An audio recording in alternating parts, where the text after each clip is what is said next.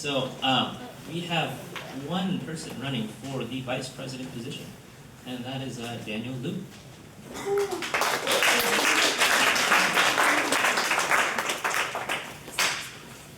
Hey everybody, my name is Daniel, and I am running for the vice president position. And I can be honest with y'all, because we're family here, right? And a while back, my friend asked me if I was going to rerun this year, and I'm like, no, it's my senior year. I'm just trying to have a good time, trying to cruise, you know? And she looks at me like, dude, are you serious? Sometimes it really does take others to knock some sense into you. You don't create change on campus sitting on your couch talking story with your friends. I thought back to the time that I walked into this school as a freshman, a California kid with absolutely no one to run to. Even as an extrovert, it was extremely hard integrating myself into a school so far away from home without having one of my friends by my side. When a dorm mate brought me along to FASA, I plugged myself into a community that allowed me to grow as a person and a leader. Older officers took the time to get to know me personally and encouraged me to share my poetry and act in Filipino night. Sometimes, it really does take that push from others to help you grow. Externally, I want to continue to foster this leadership and create community. I believe that a leader is one that can inspire others to lead, and I want to empower members through personal connections so that they too can lead and embrace their gifts to share with others. Through FASA, I have been inspired by former leaders, and I want to continue that tradition to keep our organization's legacy strong and alive. As your vice president, I want to increase the internal efficiency of FASA. For example, last Monday, we had a Filipino Day meeting, an officer meeting, and a Phil Night meeting, all on Monday. Add that up, that's 6 hours of FASA in one night. This stuff contributes to the burnout that is a stigma among FASA officer life. It is the wall that many of us hit when the college life piles up.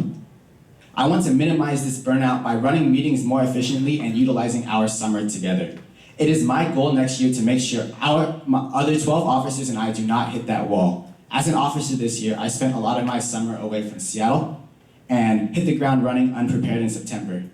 Since 12 of 13 of us were completely new to being officers, it took a long time to finally get rolling. Now that more of us are rerunning this year, we can start earlier and smoothen the transition into the school year much easier. I hope that at least 80% of the year, including Filipino night, alumni dinner, and even Filipino graduation, can be planned in the summer to avoid as much stress during the quarter as possible. I believe in the mission of our organization to foster unity and pride through social, cultural, political, and educational advancement. Socially, I want to continue to create the aforementioned community that gives members the opportunity to find lifelong friends that many of us here today have. Culturally, I want members to bond over the common denominator that brings them here in the first place. Politically, I hope that members of our community can realize that we are part of a greater cause, from fighting for diversity on campus to standing in unity with our brothers and sisters on May Day. Educationally, I want to continue to host Filipino Day, our high school outreach conference. Not only should Filipinos on campus have a sense of community, Filipino students in the Seattle area deserve to know that 1, they can too overcome obstacles to make it to higher education, and 2, that here at the UW and many other schools across the state, there is a Filipino community for them. Come together, come closer, stand in unity, and make an impact. This is what I have learned from my last 3 years of FOSA. And I can be honest with y'all, because we're family here. The California kid before you right now has grown so much in the last 3 years due to FOSA. I thought back to what I said 2 months ago and just shook my head. FOSA means too much to me to just cruise through my senior year. I love this organization, this community, and will give every last breath into continuing the rich legacy of FOSA as we step forward into tomorrow. Thank you.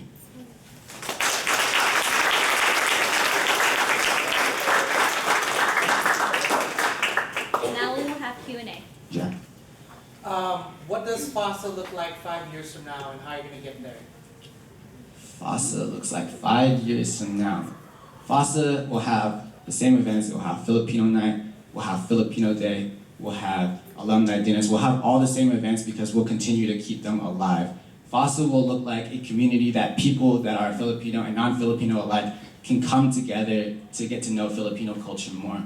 FOSA will be an agent in the Seattle community to create change, not just on campus, but I'm really passionate about education, so I see FOSA as an agent of change in Filipino, getting more Filipinos to campus, getting more people that are people of color to campus so that they can enjoy the same community that I have, that most of us have, that we have been able to have together. So you painted a wonderful picture, but what are the strategies used to get there in 5 years? The strategies used to get their start now, and that is fostering leadership with the next group so that they can foster leadership for the next group, and so on and so on. And that is what I talk about internal efficiency. So that means more creative ideas, more like, okay, so during our meetings we do a lot of like debriefs, and I feel like those debriefs take a lot of time away from our ability to creatively and innovatively come up with new ideas. And one thing I want to do is use that time during meetings to like be like, okay guys, what do you want to do? Like, you're a cultural chair, like what about culture interests you, and what do you think members want out of that? Something like that, so that we can have more sustainable things that can continue into the future. Johnny? So why should I follow you to be part of this organization? Why should you follow me? To be part of this organization, why? Why should I follow you? Like I said, there was a time when I was a freshman, just like most of us here were, and didn't know anyone. And I feel like I've come such a long way from being a unknown freshman student to now running for your vice president, that I've learned so much over the last 3 years that I'm able to contribute to you, and together with 12 other officers and a vision of internal efficiency and social change, I believe that we can truly make an impact in our community. Does that give you, are you confident in me? No. It's up to them, not me. I'm just asking the question, man. Third. I don't know if you're aware, but being vice president is probably one of the hardest things you ever probably be in the position of serving. How are you going to deal with all the drama within your officers? How are you going to deal with drama within your membership? And like what you were saying about burnouts, there's going to be a lot of things coming your way. I understand that. And one thing I feel like I have a strength in is being really personable and being able to connect with people really well. So I will sit down with each of my 12 officers at multiple points in the quarter just to check up on them, like, hey, how are you doing? Be real with me, like, I care about you. I want to know how you're doing. I want to know what you're able to give to us, and if we need to lighten the load on you, like, I can help you with that. So that's internally. With members, like, I feel like members who have drama in FOSA tend to leave. You know what I'm saying? Like, if they don't like someone in FOSA, they'll leave. Like, this year, what I tried to do as PR chair is, like, I reached out to members, been like, hey, we haven't seen you in a while, like last time I saw you was second general meeting of fall, kind of creepy, but you gotta remember these things. Second general meeting of fall, and like, I'd really like to see you back. Is there anything like holding you back or something? They'd be like, oh, I have class, and it's like, you gotta reach out to them. You gotta be really personable with people to keep them coming through. Were you able to do that this year? Yeah. I think we were able to do that. How's you guys' membership this year? I mean, how far did it plummet? Are you talking to me or anybody? You're running. I think we were able to do it pretty well. Like, especially at the beginning of the year, we were having like 70, 80 people come through meetings, and then when school gets busy, we still have about 40, 50 people coming through. We've had that small community that we've been able to build together.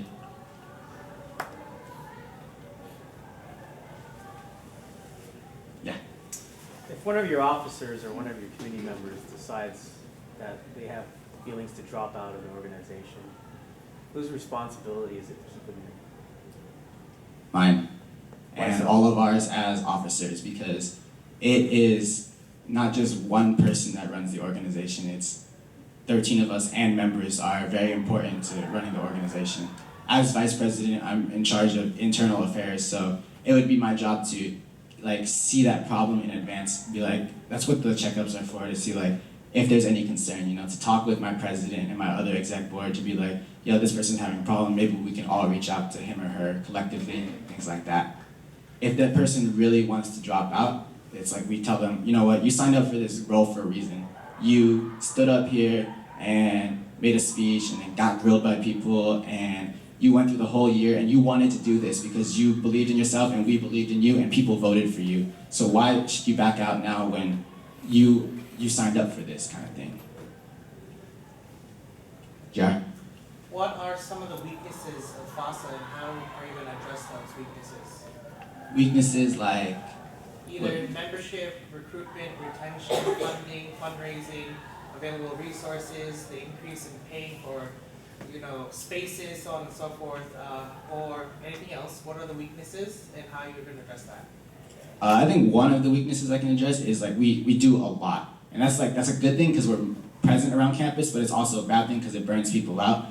And one thing that I realized when PR people were speaking is I didn't have enough printouts around campus to make our presence known. I focused more on social media because that's where everybody is these days. They're always on their phones, on their computers and everything. So like I didn't think about like having so many posters on campus to be like, so that someone walking by is like, oh, maybe I'll check out FOSA, Like tabling is not enough for us. Because it's a weakness to have so many events because it cuts your budget down. But I believe that there are so many resources on campus that we can get money from to fund our events. I have a few, if you want me to tell you. Let me pull it up. I looked it up because like I was walking around and you always see like the other organizations have their events like HUI and PSA, and they have so many like sponsors on their flyers, and like I'm just like, why can't we do that? Because we only have 2 for Phil Night. Like there's like OMAD, Alumni Association, ASCW, PISC, ASC, School of Medicine, Service Activities Fee. There's so many places on campus that are willing to give us money, especially if they believe in our cause. Mark? On the reverse, what is the strength of FOSA and how do you make it stronger? Strength of FOSA is the community that so many people have talked about before. And that's something that our officer group this year has really emphasized as our theme, to have that inclusive community so that people can feel like they belong. And to make that better is like the transition I talked about, like that's the social part, is bringing people together. The second step is getting those people to do bigger things and just come together. It's to go out into the community and rally for things they care about. It's advocating for educational rights, advocating for the rights of people of color and things like that. So not just having the community, but making the community do something rather than just sit around and just get to know each other more. Because that's the second step.